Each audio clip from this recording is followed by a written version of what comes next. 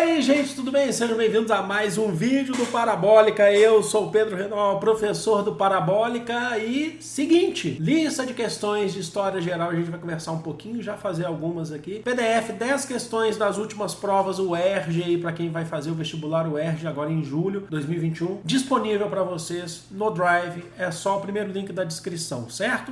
Eu já vou explicar direitinho, inclusive os principais temas aqui. A gente vai fazer um estudinho aqui. Então já se inscreve no canal, se ainda não for inscrito, curte esse vídeo para ajudar o canal a crescer. Toda hora que eu mexo aqui, a lente do óculos brilha. Tem vídeo de história geral, história do Brasil, filosofia, sociologia, tem muito conteúdo, é completo pro Enem e demais vestibulares. Redes sociais, @o Pedro Renault, tanto no Twitter quanto no Instagram. Gente, é o seguinte, a gente já fez a lista, uma lista aí dos últimos vestibulares UERJ, múltipla escolha de história do Brasil, e naquela lista eu expliquei para vocês, inclusive falei, olha o grande foco que a UERJ tem. Século XX, principalmente quando a gente fala a partir de República Democrática Liberal, populismo, a partir dos anos 40, 50, 60, não significa que vai cair só isso, mas é um grande foco, chegando até a Nova República. Vocês perceberam isso quando a gente fez a lista. Aqui também tenho que falar para vocês. As últimas provas têm cobrado no máximo ali um final do século XIX, mas o que mais se tem são nazismo, fascismo, Segunda Guerra Mundial, século XX, Guerra Fria, Nova Ordem Mundial, pra cá. É isso que a UERJ tem mais cobrado nos seus últimos vestibulares. Significa que só vai cair isso? Pode ser que a UERJ trole a gente, aí chega lá na hora, assim, cai só questão de Idade Média, cai lá questão de Guerra dos 100 Anos, por exemplo, só. Pode ser. Não vai não, amor. Não vai não, porque você não pode aceitar isso pra dentro da sua vida. Mas o foco, o grande foco, é estudar uma história mais recente. O vestibular UERJ, na minha opinião, ele é super coerente. A gente vai ver aqui. Hoje a gente vai fazer duas questões, vocês já vão perceber isso logo de cara. Mas o PDF, não esqueçam, gente. Ao longo dessa semana a gente vai responder essas questões, vai fechar essas questões e outros vestibulares virão também, fiquem tranquilos. Eu pretendo fazer uma lista de exercícios mista para vocês com alguns vestibulares de algumas outras regiões também. Ah, Senhor, mas eu não vou tentar o UERJ. Faça esses exercícios, porque se você estiver estudando para o Enem ou para outros vestibulares, são questões, inclusive, de história. São questões, inclusive, algumas são muito parecidas com o que é cobrado no Enem, apesar da UERJ ter alternativa de A a D, enquanto o Enem tem de A a E, mas não importa. Agora, reparem que a gente tem muito mais questões a partir de final do século XIX, mas mais século XX mesmo. E a gente vai fazer duas hoje aqui. Já vou começar aqui.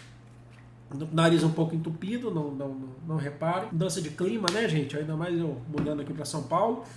UERJ 2020, o último vestibular UERJ aí, 1970, Brandt de joelhos em Varsóvia. Ao se ajoelhar diante do memorial aos heróis do gueto de Varsóvia, em 7 de dezembro de 1970, o então chanceler federal alemão, na década de 70, Willy Brandt, protagonizou um gesto que entraria para a história como um símbolo da busca alemã pela reconciliação no pós-guerra, a Alemanha após a Segunda Guerra Mundial. Os nazistas haviam encurralado 500 mil de judeus no gueto de Varsóvia, então conta um pouquinho da história da região. Em abril de 1943 aconteceu o levante reprimido violentamente pelas forças de Hitler. O cair de joelhos do chefe do governo Willy Brandt e o silêncio que se seguiu repercutiram no mundo como um símbolo de arrependimento. É um símbolo forte. Pedido de perdão e tentativa de reconciliação da Alemanha dentro do país. Entretanto, Brandt foi até xingado. 25 anos depois do final da Segunda Guerra Mundial, a viagem de Brandt à Polônia, de regime comunista, foi um tema extremamente controvertido na Alemanha. Lembrando que ele era primeiro-ministro chanceler da Alemanha ocidental, capitalista. E ele foi até a Polônia, que na época era um país socialista. O objetivo era a assinatura do Tratado de Normalização das Relações entre os Países, que seria seguido de um acordo no mesmo sentido entre a Alemanha e a União Soviética. A coragem e a espontaneidade de Willy Brandt naquele 7 de dezembro de 1970 foram apenas um dos motivos que lhe valeram o Prêmio Nobel da Paz no ano seguinte. Adaptado do Deutsche Welle, que é a TV, hoje a TV, né, mas é um aparelho de comunicação alemão. A foto e o episódio relatado na reportagem indicam transformações que afetaram a sociedade alemã entre as décadas de 30 e 70. Uma dessas transformações no âmbito das relações internacionais está associada às seguintes mudanças de orientação. Então a gente tem uma mudança de orientação nos exercícios que se seguem entre a década de 30 e a década de 70. Que mudança que vai ser? A. Do isolacionismo territorial à neutralidade militar. B. Do expansionismo comercial à proteção alfandegária. C. Do colaboracionismo migratório à discriminação étnica. E D. Do nacionalismo totalitário à multilateralidade diplomática. Para pensar. O que viveu a Alemanha da década de 30 com a ascensão do nazismo, principalmente em 33, até chegar nessa fotografia do Willy Brandt em 7 de dezembro de 1970 em Varsóvia. Esse ato simbólico, mas muito importante. Para pensar, eu acho que vocês já sabem. Alternativa correta, D de dado. Do nacionalismo totalitário, que era do Hitler. O nazismo é um nacionalismo ou ultranacionalismo totalitário, a gente já falou aqui. Não basta só crescer economicamente a Alemanha, tem que exterminar outras nações que, segundo eles consideravam inferiores e deveriam ser escravizadas. A multilateralidade diplomática, palavra difícil. No sentido de que ele era o primeiro-ministro de uma Alemanha capitalista, Alemanha Ocidental, dividida pelo Muro de Berlim que caiu em 89, mas ainda assim você continuou por um tempo a divisão da Alemanha entre a ocidental e a oriental. E ele foi lá, depois, dialogar com a União Soviética, foi na Polônia, que era um país socialista, o Campo de Varsóvia, na Polônia, país socialista. Então, o que a gente tem aqui? A gente tem um período da década de 30, que era o nacionalismo totalitário de Hitler, agora com Brandt, a multilateralidade diplomática, fazendo diplomacia, o que rendeu a ele o Prêmio Nobel da Paz. Só para ver as outras aqui.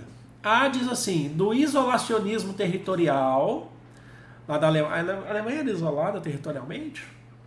Ela tinha os seus acordos, o eixo, tinha nações ligadas a ela. Então já errou por aí. A neutralidade militar, também o Brandt também não tem neutralidade militar não, tá? B. Do expansionismo comercial à proteção alfandegária. Então virou a proteção alfandegária a Alemanha na década de 70? Na verdade, entrou no liberalismo. Então está errado. E também não é expansionismo só comercial na década de 30. O primeiro termo geralmente refere-se ao período do nazismo. Tá? Expansionismo comercial era expansionismo totalitário, militar. E a C fala assim, do colaboracionismo migratório. Os alemães, no tempo do nazismo, eles colaboravam com migração de outros povos para a Alemanha? E qual que é o ideal do nacionalista do nazismo? É totalmente errado. É discriminação étnica, que ele está tendo multilateralidade. Tá bom? Então, questão certa, D de dado. Essa questão foi de 2020, a gente pula agora para a questão de 2018, o ERG, uma questão referente também à Segunda Guerra Mundial. Reparem o tanto que é cobrado. Na entrada do campo Auschwitz, lia-se no portão: Albert Matt Frey, o trabalho liberta. Campo de concentração, se eu não me engano, o Auschwitz foi o maior campo de concentração, né, de judeus no período do nazismo. Primo Levi, judeu e antifascista, no fim de 1943, aos 24 anos, foi preso pela polícia italiana e entregue às forças de ocupação alemãs. Logo se fechava atrás dele o portão do campo de Auschwitz com a inscrição: O trabalho liberta. E Levi compreendeu, então isso é um inferno. No decorrer da Segunda Guerra Mundial, 39-45, campos de concentração foram criados em vários países europeus, sendo um dos maiores o complexo de Auschwitz, na Polônia. Para lá eram enviados em massa aqueles considerados inimigos da nação alemã. Está escrito lá, o trabalho liberta. A história triste de Auschwitz, né? De acordo com a imagem e com o texto, a frase "o trabalho liberta" apontava para a seguinte estratégia do projeto nazista, esse conceito do trabalho liberta do conceito nazista. A. Treinamento de capitais humanos. B. controle de recursos de pesquisas. C, exclusão de operários improdutivos. Ou D, exploração da mão de obra de reclusos. Para pensar, porque essa aí tá fácil, mas é uma questão triste até. Eu acho que vocês vão pegar muito bem essa. Vou ler o enunciado de novo. De acordo com a imagem do texto, a frase "o trabalho liberta" apontava para a seguinte estratégia do projeto nazista. Alternativa D, de dado. Exploração da mão de obra de reclusos. Eles exploravam os judeus enquanto mão de obra, era uma mão de obra escravizada. Eles trabalhavam lá para o Terceiro Reich de forma escravizada, eram presos em Auschwitz. Esse conceito de o trabalho liberta é como se os alemães, os nazistas, durante a Segunda Guerra Mundial, falassem: vocês servem só para trabalhar, a liberdade de vocês é o trabalho. Vocês que estão presos, certo? Então eles eram colocados em campos de concentração forçados e quando via que não havia mais condições desses sujeitos trabalharem, dessas pessoas trabalharem, eles eram transferidos para os campos de extermínio para serem mortos e eram queimados aos montes. Fala treinamento de capitais, treinar para quê? Eles estão querendo explorar a mão de obra deles até eles não aguentarem mais. É que os nazistas, a linha de raciocínio do nazismo, desse nacional alemão nazista, eu tenho que começar a encerrar o vídeo porque minha voz está ficando mais anasalada do que eu costumo. Era de que todas as nações que não fossem germânicas, que não fossem os arianos deles, deveriam ser escravizadas para trabalhar para os seus superiores. É o conceito da eugenia, do darwinismo social. Então, a exploração de mão de obra de reclusos, tá? A B fala assim, controle de recursos de pesquisa. Qual que é a ideia de controle de recursos de pesquisa? Sobre o quê? Está escrito trabalho liberta num campo de concentração onde pessoas são mortas. É de concentração, mas as pessoas morriam ali dentro também.